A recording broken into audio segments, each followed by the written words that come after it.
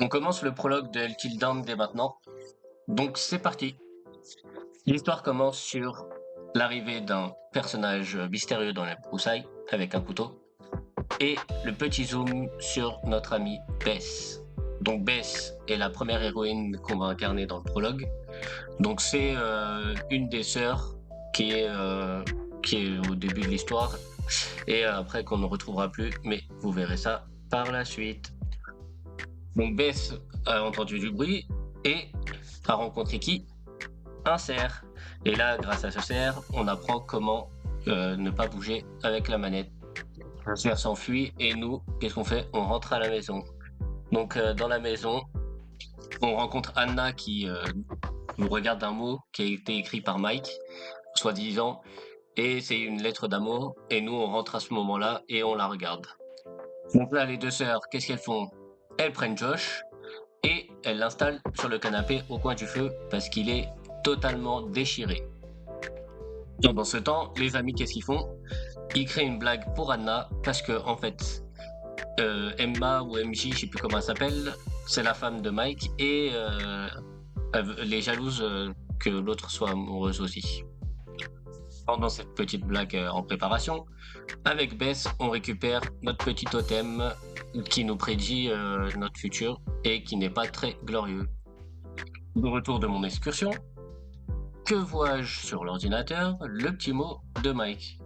Donc j'ai commencé à le lire et je me rends compte qu'en fait l'histoire elle est un peu bancale, donc je décide d'aller chercher Anna.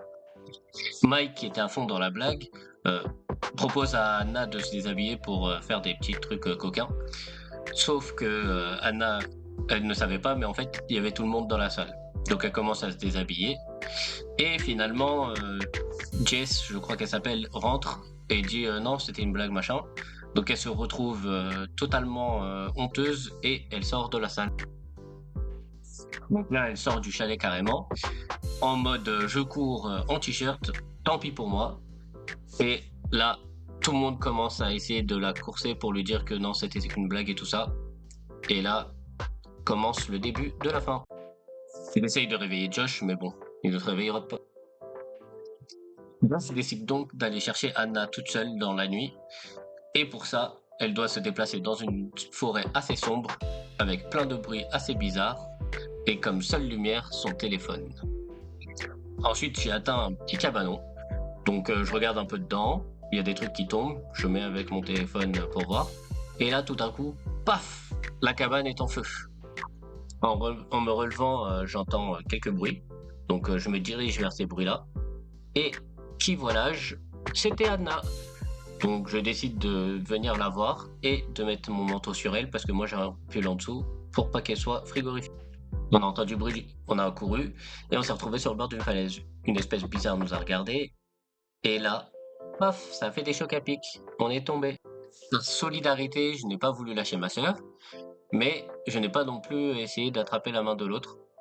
Donc finalement, on est tombé et on a réalisé la prophétie du totem, on est mortes tous les deux.